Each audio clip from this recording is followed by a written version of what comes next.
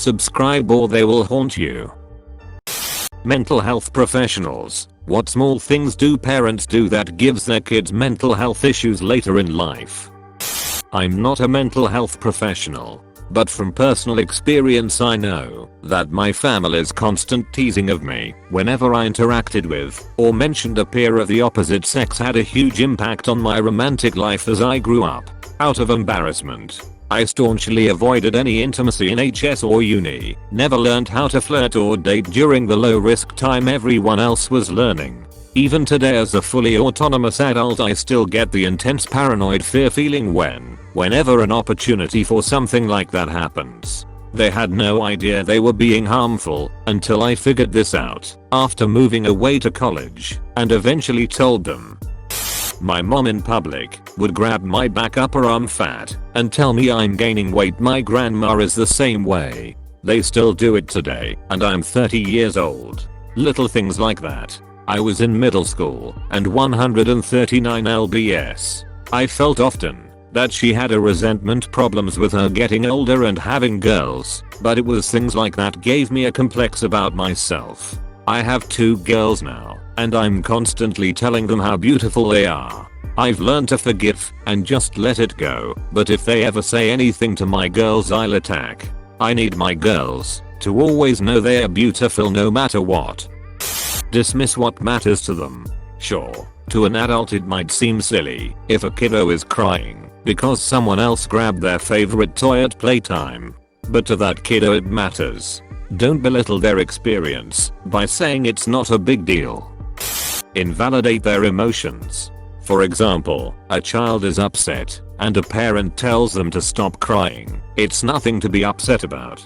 The child may then learn that they need to escalate their emotional responses to get any sort of recognition. A huge emotional outburst vs words. More so, a persistent pattern of this will lead the child to distrust their own inner self. They may come to over-rely on other people, like friends and romantic partner, to keep them regulated and reassure them, which can lead to unbalanced relationships. It may feel a burden to be on the receiving end, and individuals may be rejecting.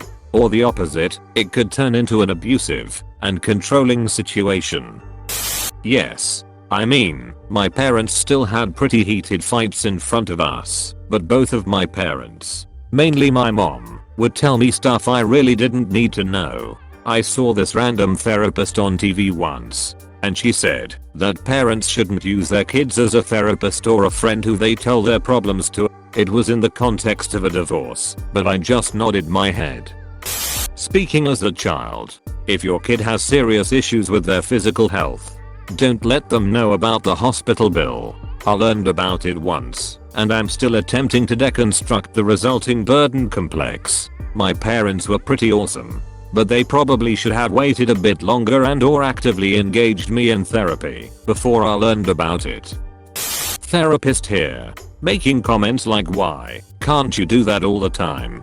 Or was that so hard, instead of praising the action that was done that you'd like to continue, rather than building up the child and positively reinforcing the behavior you'd like to see. Sometimes parents who are upset or overwhelmed make comments that only serve to break down the child's confidence and prove that anything they do will never be good or enough. MHP here, dismissing kids' emotions. Stop it. Parents need to talk to their kids about their emotion. Give them the language and ability to understand what they're feeling. Many people tend to think small children have small emotions. They don't, and they don't have them to annoy you either. Many bad or unacceptable behaviors are driven by a kid's emotions. By discussing, acknowledging, and validating a kid's emotions, many of those behavior will stop. Being inconsistent. Punished for something one time and the same behavior ignored another time. Pay more attention to something else than the child, phone, boyfriend, girlfriend, etc. Overreacting to small things, underreact to big things. One thing to do, be present and be loving. Discipline is a form of love. Punishment is not. Acting as if anything sexual is taboo. Obviously there is being too open, but normal things that happen throughout puberty in both girls and boys shouldn't be a no-go subject. My wife walked in on our son with his covers bouncing up and down. He's almost 12. She just turned around and closed the door. I talked to him later because he was pretty embarrassed lol. I just told him not to worry about it. Don't be leaving any mess anywhere. And if you are doing that, lock your door so no one walks in on you again. I said what you were doing is normal, nothing to be embarrassed about. Demanding their child to drop everything they're doing in order to help them do something instead of asking. Teaching children to drop everything to help teaches that their voice, boundaries, and time isn't valued. A child may say, in a minute, I'm doing this, or that. An appropriate response would be, okay, do you want me to remind you in a few minutes? Allowing your child the space and time to accommodate you and your task teaches them that their space, boundaries, and voice are valid. Though I think it's pretty common for the first scenario to occur, which I find unhealthy. Lying about your financial situation to your kids. My parents always told me we had no money, so I should never ask for anything.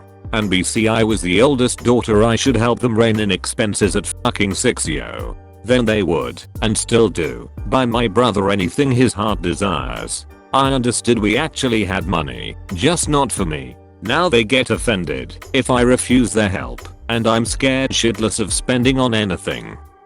I'm a licensed play therapist. It's so simple, but just acknowledging your child's feelings. I can see you're feeling sad. You're angry at me right now. You're scared. It helps children so much with mental health in the future, because they grow into adults who understand and can express their emotions. It gives children a foundation of empathy and understanding from which to build healthy relationships with other people in the future. It's critical and only takes a minute. Overreacting. No matter what your kid tells you, keep it cool. Otherwise they will be way less likely to come to you with problems. This works amazingly well. My parents hit the roof for every little thing. I've always strived to not freak out or make them feel bad when things break or spill. Now my 8 and 11-year-old boys run straight to me when something breaks or goes wrong.